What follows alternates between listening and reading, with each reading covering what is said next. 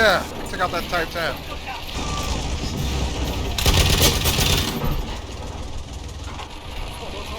Damn, we're getting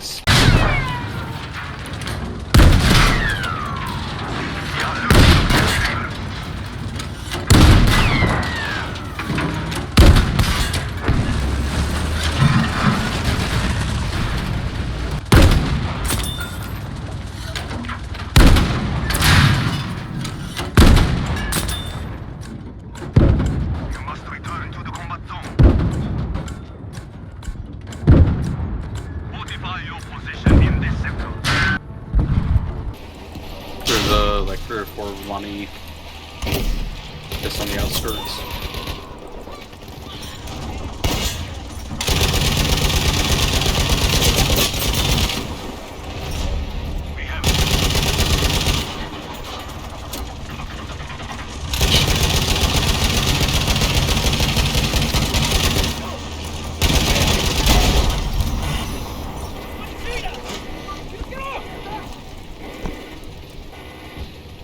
I gotta return this thing.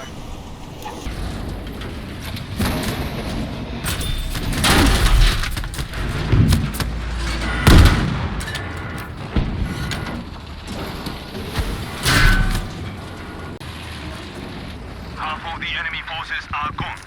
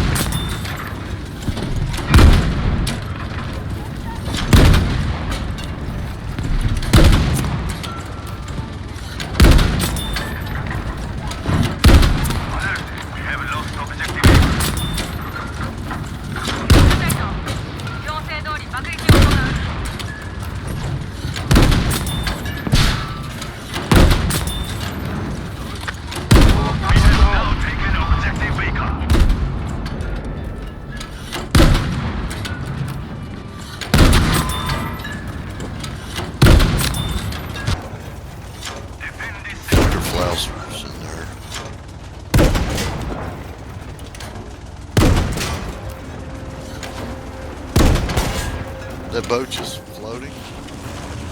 Okay.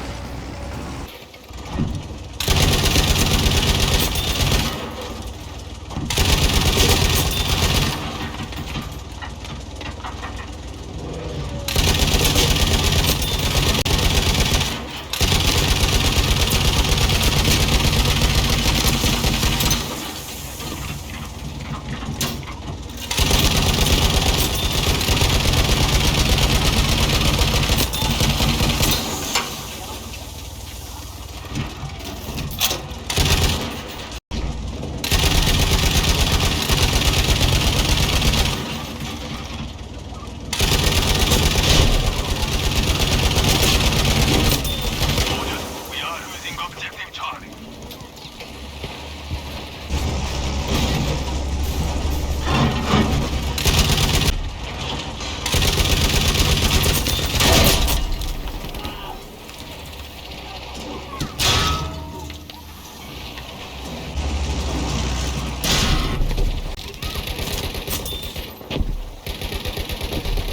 Flashing. Objective Able has been taken.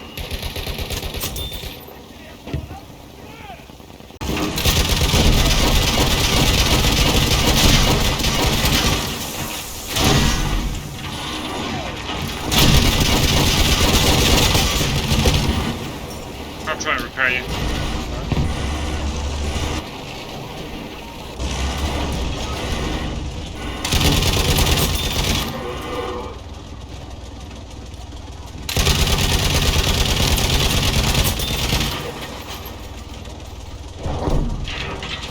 Did you get the enemy tag? Yeah, I did.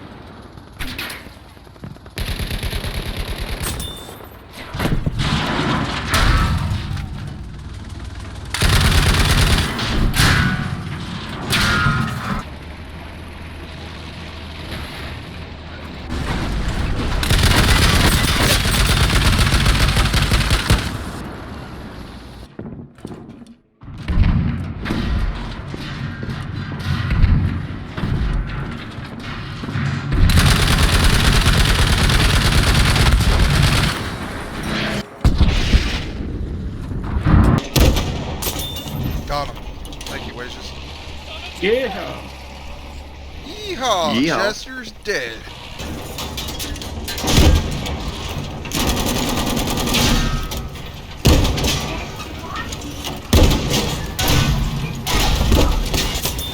Fucking There plane. you go. Oh man, what are we getting hit by?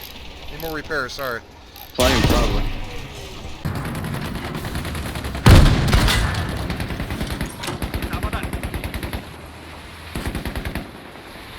Soldiers, objective Easy has been lost.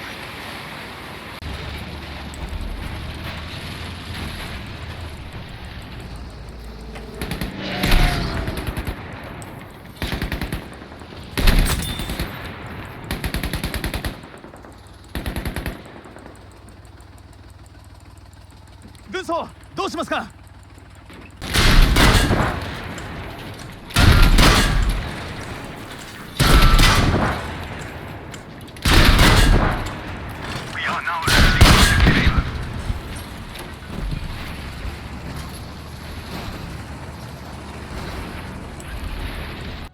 Hey everyone, it's Maximus. I'm back. I wasn't able to make a video for Battlefield 5 in a while. Technically, I could have made a video, but I didn't feel as though I had enough clips to justify a proper video. And the reason why I have been inactive at BF5 is because of this thing right here. I go to advanced search, and instead of this coming up, when I do the refresh, it came up with nothing. It was broken for, I don't know, a couple weeks or whatever. And so as a result, I was just mainly focused on Cold War. But anyway, they have fixed this, and I am glad to be back. So let's take a look at the Pwnage. And before we get into that, I'd like to thank you guys, of course, for watching today's episode. With that said, the Pwnage, yeah, it's absolutely great, and I'm going to show you why. Here we go. Here's my specialization tree. And before I get too into this, I wanted to state that for the longest time, I was actually going with making this an anti-aircraft Pwnage, because I really like the rate of fire versus infantry. And it seemed like it was decent against, you know, like LVTs and so on. You get that little rat-a-tat-tat action with the 13mm Type 93 twin AA HMGs. Basically makes a mobile AA gun. And then you combine that, of course, with the armor-piercing rounds, right? Which is this one right here. And you're able to take out those LVTs if you time it right. The only problem, sorry about that, I was adjusting my headset. The only problem is that, you know, if you're going up against pretty much anything else, or you got hit the slightest, you're not gonna really win. And so what I decided was, I think I did a LVT video, and believe it or not, a big fan of this channel, Mr. David McCarthy. He mentioned to try out the regular loadout. So I decided to go with this 37mm Type 1 tank gun, and then had the flamethrower to go with it. Now, I realized that other people probably had a lot more success with the flamethrower. I had a little bit of success with it, but for the most part, it was that main gun, the main regular gun I went with. So, how does my specialization tree look like? Well, it's a little bit all over the place. So I went with the improved zoom on the top right, and then I went with the engine upgrade. Of course, I went with the armor-piercing rounds instead of the 75mm tank gun, because I was taking the advice of Damon McCarthy. And so I thought I'd go with the armor-piercing rounds instead, because I want to get that flamethrower. See, that's the next one in line. And then instead of dropping it down to smoke discharge, I felt as though the reinforced engine to have more durability and withstanding more than twice as much damage before breaking was a lot better than having a smoke discharge. And then last, I went with the increased ammo capacity. Just because I felt as though, you know, if I'm going to be taking out a lot of infantry and, you know, tanks, whatever, it just made more sense to do that compared to the expert damage control. So, I would love to hear from you guys if you actually like the Pwnage. Dave McCarthy was right when he said that this tank has more speed compared to like the LVT and some of the other tanks. It's absolutely awesome, and I actually look forward to doing more videos in the future when I got, you know, some nice clips and so on for the Pwnage. So get some of your buddies together with you. I know that I only had a few friends with me, you know, once in a while. I didn't get a packed house or whatever with it, but if you take a look at this, you can actually have up to 4 people riding with you. I think on the LVT you can only have 3. And so, you know, you do get the emergency repair if you need it. Smoke discharge. But yeah, instead of hitting, was it F? I don't know if it's F for you guys, but it is for me. To switch your gun to a coaxial machine gun, it will actually switch it to a flamethrower. There was times I kind of wish that I could just switch it to a flamethrower, to be honest. I know on the Churchill Crocodile you can switch it, you know, your seat to have the flamethrower, and that's kind of nice. But overall, I would say, yeah, the Kami definitely is way better than the LVT. So if you haven't had much experience with it, go ahead and use it. I was playing last night on a, I think it was like a hardcore server. Well, not hardcore. It was 125% damage, but it was forced on first person, and I wasn't able to use a lot of third person, but I was able to really get some nice kills with this thing. I mean, a few, 13 kills streaks, a few 8, a few 10s. There's a bunch of people in that bunker, just kept nailing them. So get your friends together, have them ride with you. Get a couple engineers and a medic or something like that. Heck, get 3 engineers with you. If they're willing to commit to that, man, you guys could be unstoppable. So, yeah, go try out the Kami. Glad to be back at Battlefield 5. And with that said, thanks so much for watching today's episode, guys. And I'll be trying to put out more Battlefield 5 videos now that the server browser's fixed. Hopefully it stays fixed. So, thanks again. And we will see you on the next one.